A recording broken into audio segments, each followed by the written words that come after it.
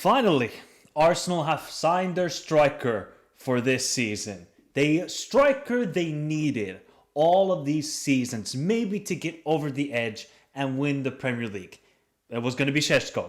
There was maybe rumors, Šeško's going to join Arsenal. And Viktor Gyökeres was also in the running to become the new striker for Arsenal.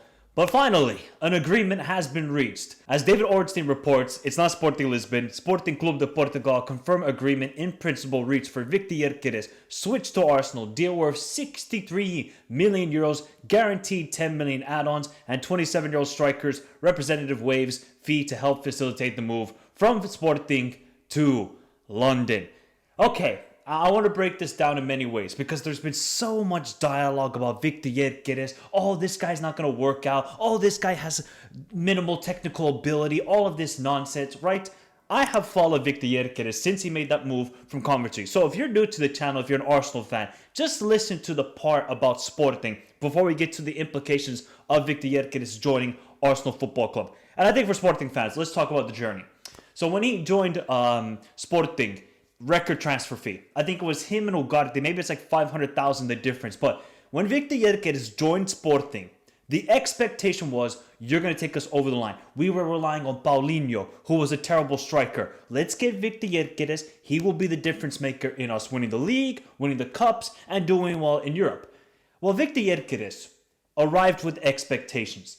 And I don't think any Sporting fan could have predicted what he did in the 2 seasons he was at the club. 102 games, 97 goals, people. That is almost a goal per game average for Viktor Gyökeres at Sporting. For me, he might be one of their greatest signings ever. Maybe the best transfer in Sporting's history. And the impact he had on the players, to Ruben Amorim, to Morten Human, to Pedro Gonzalez, to Trincao. Like, all of these players got better because of Viktor Gyökeres. You can say what you want. Oh, it's the Portuguese league. How is he going to adapt to the Premier League? We'll talk about that later. But give the man some credit. What he did for Sporting, terrorized. I'm telling you, terrorized Benfica and Porto. I don't watch every Sporting game. But when I watch the Sporting games, Viktor Gyökeres, every single game, was the best player on the field.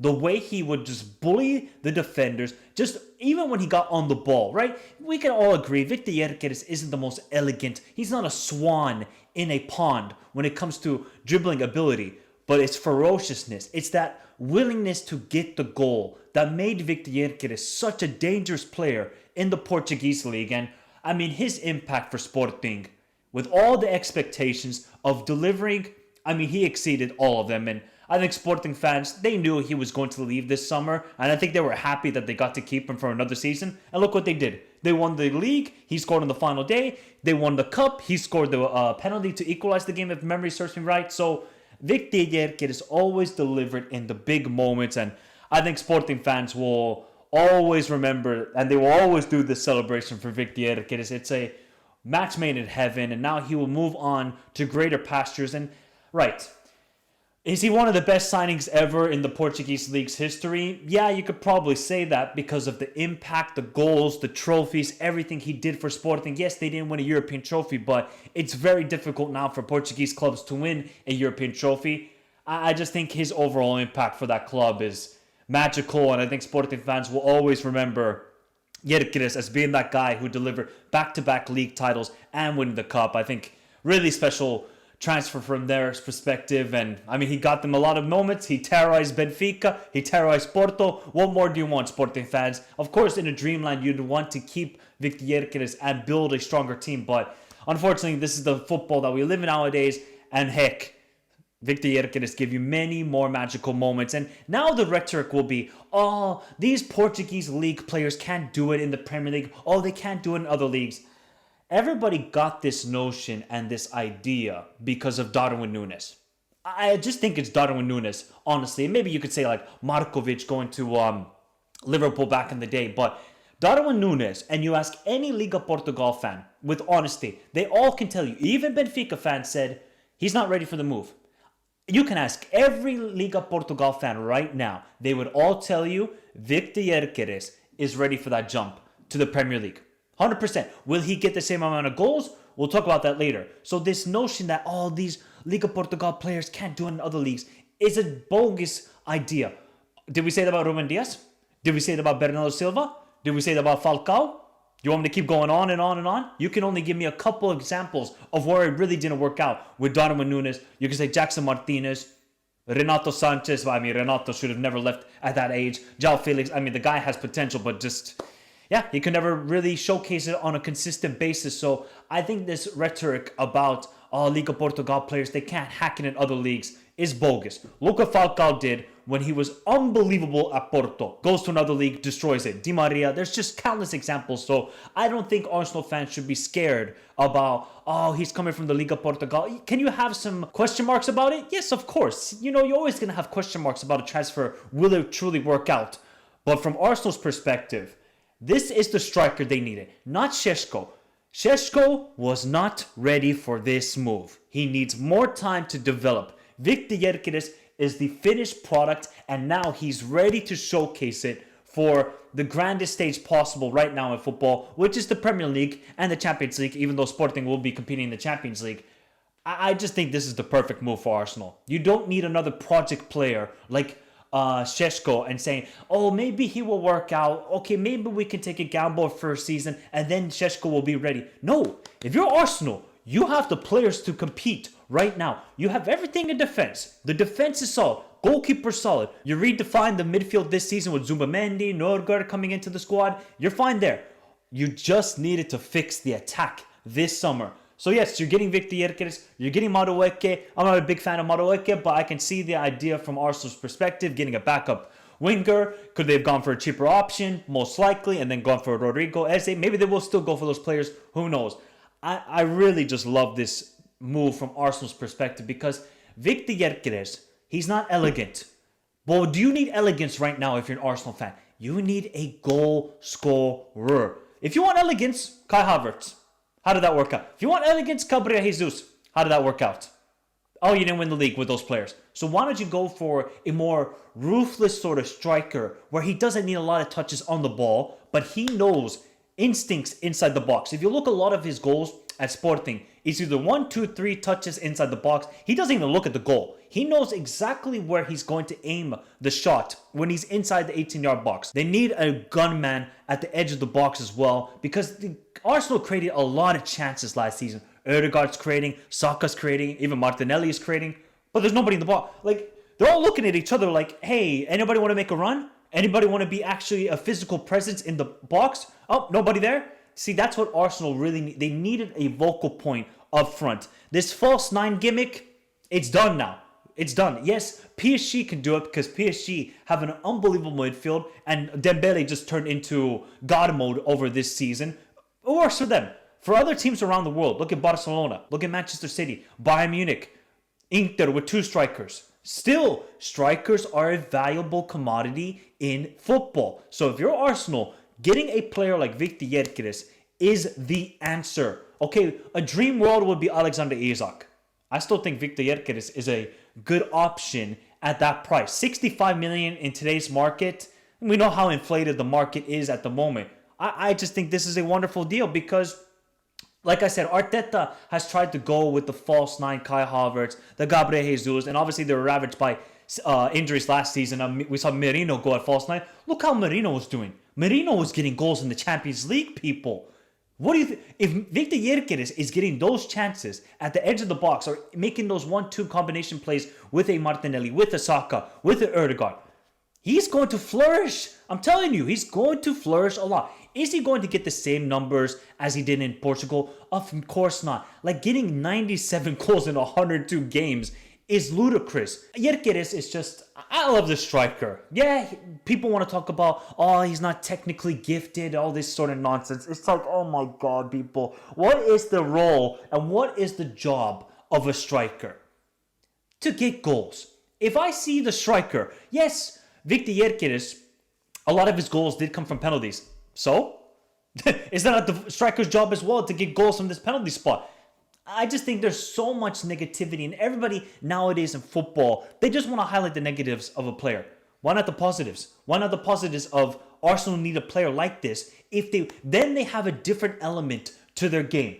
Okay, you can bring on a Kai Havertz, you can bring on a Gabriel Jesus, you can play Kai Havertz and play like with two number 10s, with Ødegaard and Kai Havertz to just feed the beast that is Viktor Gyökeres up front. That's the thing. Viktor Gyökeres doesn't need to be involved in the build-up play at all. You have Ødegaard creating in that sort of right-hand side. You have Declan Rice and Martinelli. Martinelli then kind of drifting more out wide and creating the width down the left side because Lewis Skelly will kind of invert into midfield. And then you have Saka, who is going to get better, and hopefully he's going to have a healthy season next year. I just think all they were missing last season, obviously they were ravaged by injuries, but even 2 seasons ago, a season ago, striker. It's not like in the big games they needed a goal scorer. It was against the West Hams, against the Fulhams. That's where they needed a striker. You're solved right there. There's your guy right there. When it's a tough moment, your striker just saying to himself, okay, I need to now take the game by the scruff of the neck and get the goal in a clutch moment. And I think Arsenal, they realized, or maybe Arteta realized, okay, I have to change something up here. I've tried to go with this tactics now for the last 3 seasons. It was working really well in the 22-23 season. I thought Arsenal were fantastic that year. It's a shame they kind of bolted it in the end. I think it was just more lack of experience from the manager and the players in that crucial moment. 23-24, they had a good battle with Manchester City. Again, Aston Villa to the Brighton games. That's where they kind of folded. Or was it Brighton? I can't remember exactly. And then last season, I think they were just ravaged by injuries. And they had a good run in the Champions League. This is the moment now for Arsenal. You have to try and win the league. You have to at least win a trophy. The amount of pressure right now on Arteta, it should be at the maximum. You cannot accept this anymore if you're an Arsenal fan with getting Gyokeres, getting Zubimendi, getting Madueke, spending to nothing. What would be an acceptable season for you Arsenal fans after this spending of Gyokeres, Madueke, and Zubimendi? Is an FA Cup acceptable? To be honest, I don't think League Cup is acceptable. I don't care what people say. I'm not a big fan of the League Cup. That's just my personal opinion. But you can let me know your thoughts in the comments down below. Does he need to win the league? Does he need to win the Champions League? Let me know your thoughts, because I think now with getting Gyokeres, Arteta realizing, okay, a striker is just so critical in football nowadays. Yes, Liverpool won the league last season with basically Luis Diaz or Cody Gakpo playing in the false 9. But that's because Salah, he went into the craziest mode possible and literally dragged the attack by himself to win that league title. I still think a striker is valuable in today's market. So for Arsenal and maybe Arteta to realize, you know what? I've tried the Kai Havertz. I've tried the Gabriel Jesus. It didn't quite work out. Let me go with Viktor Gyökeres. He can maybe get me over the edge and win a league title, a Champions League, or an FA Cup. Who knows?